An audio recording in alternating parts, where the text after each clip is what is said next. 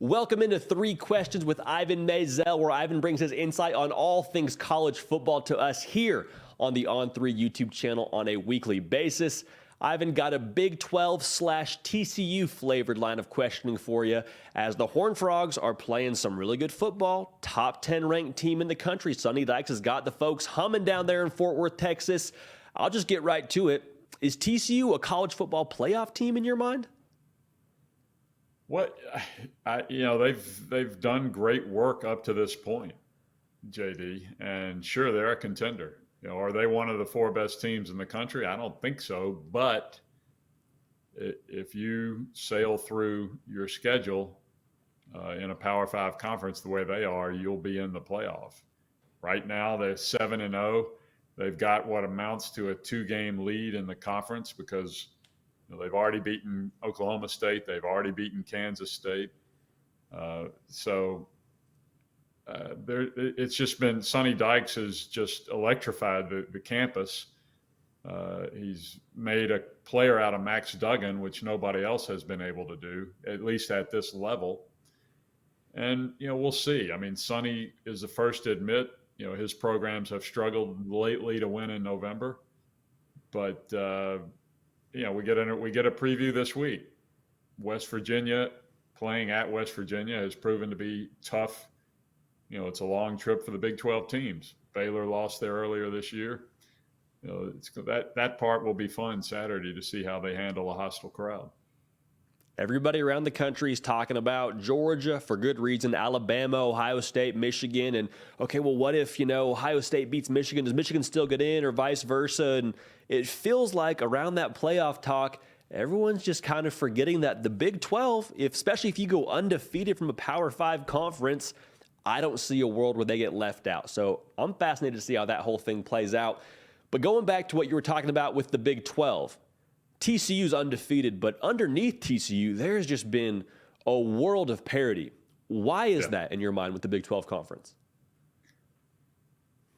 Why is that? I don't.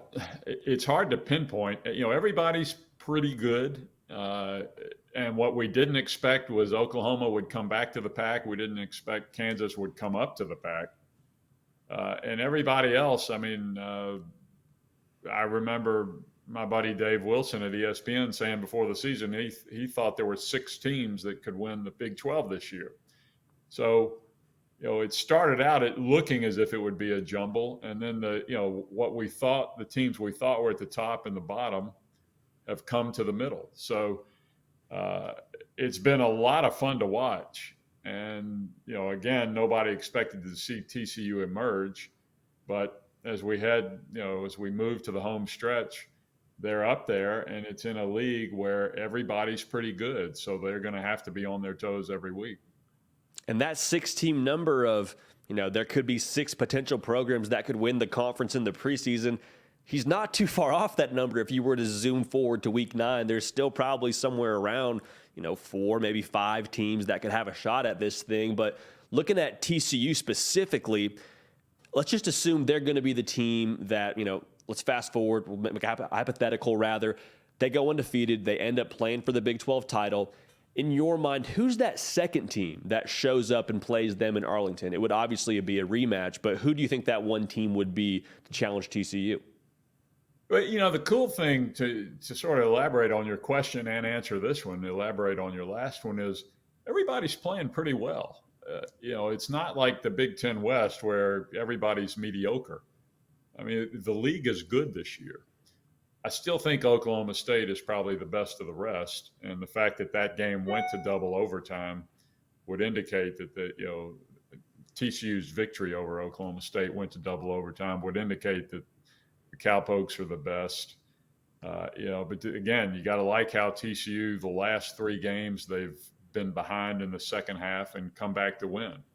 That will serve them well as they go to Morgantown, as they go to Austin next month to play Texas. I like a rematch of Oklahoma State TCU, but we'll see. I'm sure the Cowboys, or I guess you called them the Cowpokes rather, would like to have a rematch and get a chance to get back to that building where they came a few fingernails shy of being the Big 12 champs a season ago and being able to play for the college football playoff. Like, I'm sure that they haven't forgotten that moment, forgotten that game. So to get another stab at TCU, I would imagine would be very much so high on their Christmas list as we're approaching the holiday season. But also going back to kind of the Big 12 conference as a whole, I believe of the 10 teams, 8 of those programs have either a new quarterback or a new head coach. And I think with so much newness, and TCU's included in that group with Sonny Dykes being, the new head coach, the new man there in Fort Worth, I think all that newness has sort of caused a level of like a race almost to who can get it right first. And TCU, to their credit, has been that program hot out of the gates and show no signs of slowing down. So to your point, though, excited to see what they do this weekend in Morgantown. Tough place to play, but regardless, should be a whole lot of fun. Ivan, what do you got on the plans for this weekend? You said Sony Stadium is where you're going to be watching the games.